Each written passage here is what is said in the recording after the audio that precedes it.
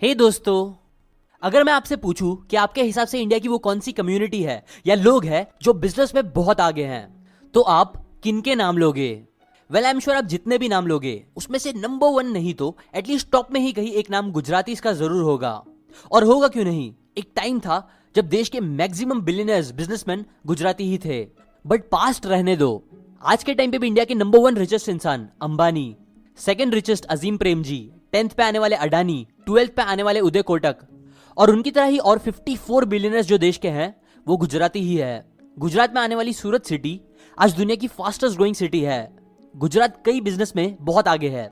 Example, वैसे तो गुजराती बस 5% पॉपुलेशन है इंडिया के, बट फिर भी कंट्री के 1/4 एक्सपोर्ट्स गुजराती करते हैं। कॉटन प्रोडक्शन में गुजरात नंबर 1 पे है।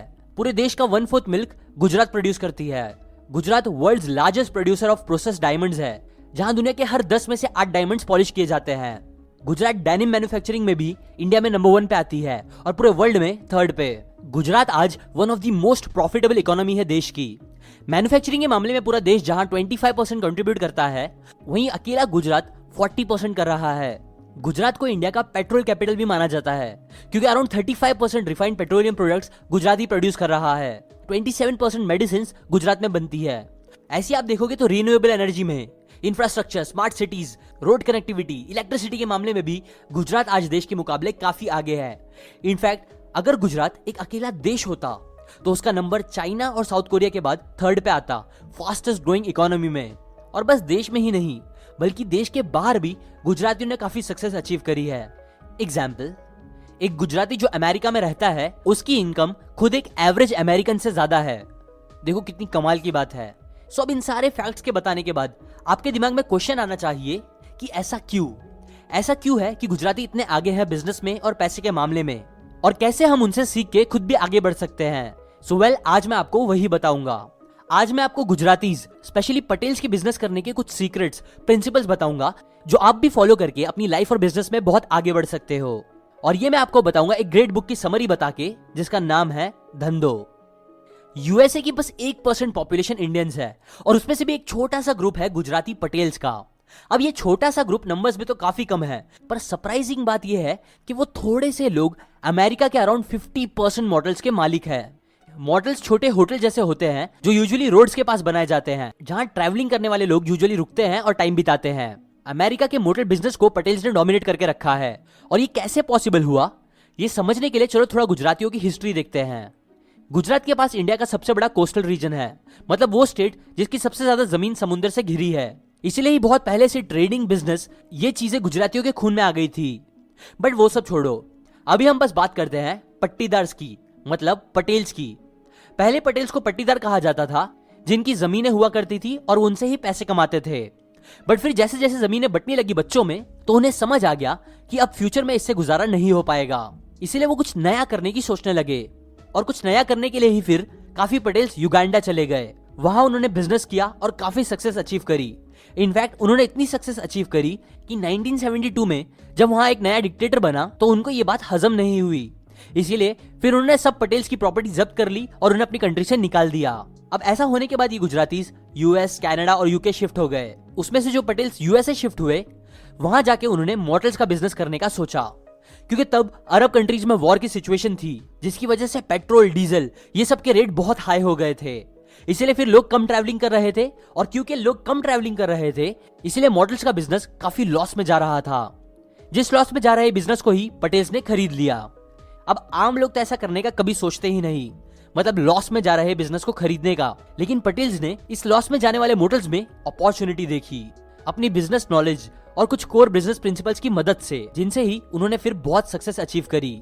सो अब मैं आपको उन्हीं प्रिंसिपल्स में से कुछ प्रिंसिपल्स बताता हूं, जो आपको गुजरातियों और दुनिया के बड़े बड़े बिजनेसमैन, इन्वेस्टर्स जैसा सोचने और उनके जैसे सक्सेस दिलाने में हेल्प करेगा। Principle number 1, fearful and greedy. देखो, क्योंकि मॉडल्स का बिजनेस खराब चल रहा था, इसीलिए बैंक्स मॉडल्स जब्त कर रही थी।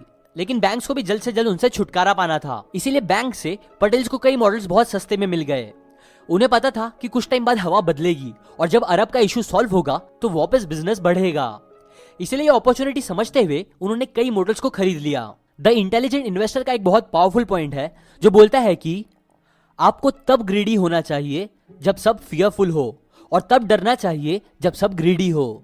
मतलब ज्यादातर लोग जब मार्केट बहुत अच्छा चल रहा होता है तब महंगे से महंगे में चीजें खरीद लेते हैं, बिजनेस या स्टॉक्स, और बेचते तब हैं जब मार्केट लॉस में जा रहा होता है। लेकिन एक इंटेलिजेंट इन्वेस्टर को इसका एग्जैक्ट उल्टा करना चाहिए, जो पटेल्स ने भी किया।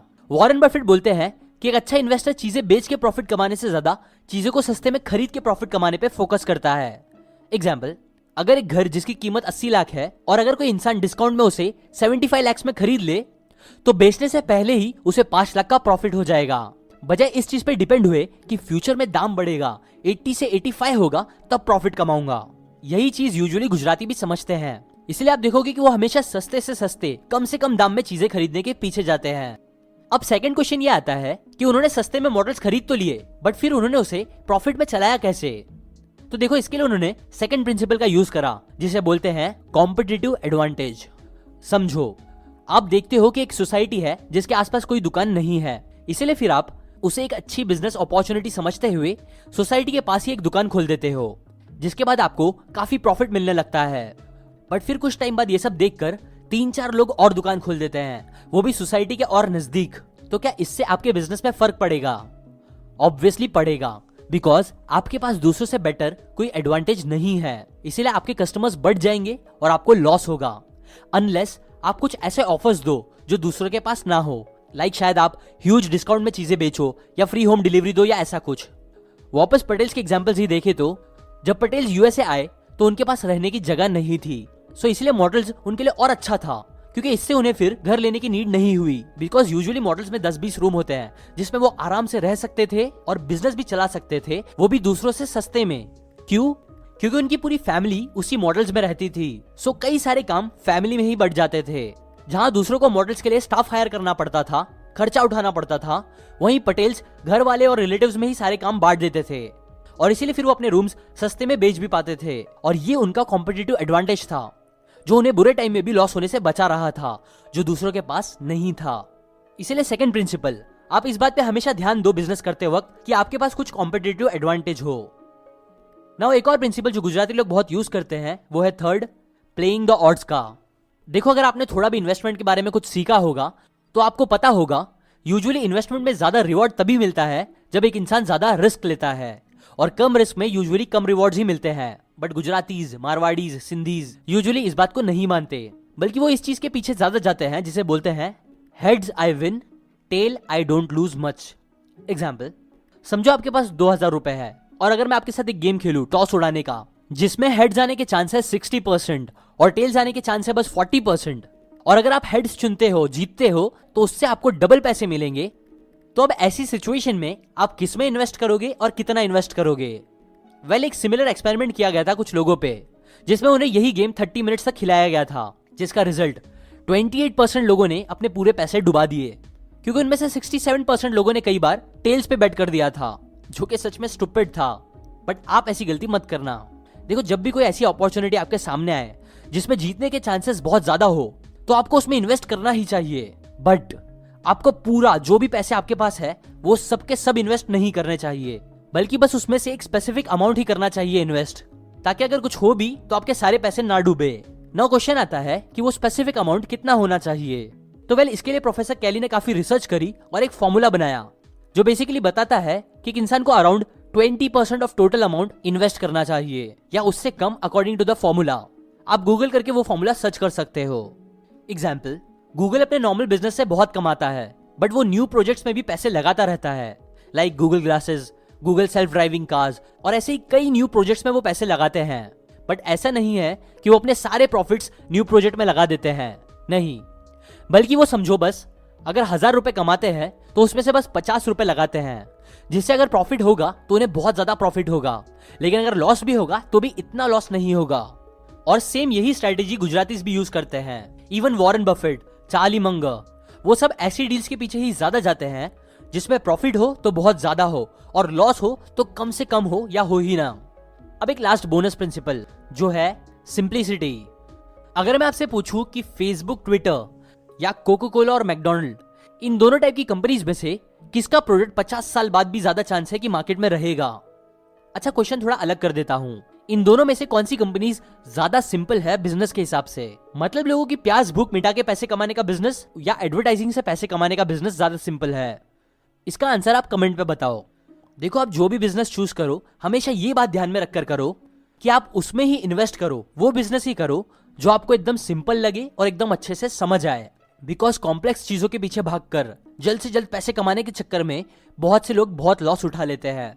इसलिए गुजरातीज और दुनिया के कई ग्रेट इन्वेस्टर्स सिंपल चीजों में ही इन्वेस्ट करते हैं, जिनके बारे में वो अच्छे से समझते हैं सब कुछ। बस ये थे कुछ प्रिंसिपल्स एक बहुत ही अमेजिंग बुक धंधों से।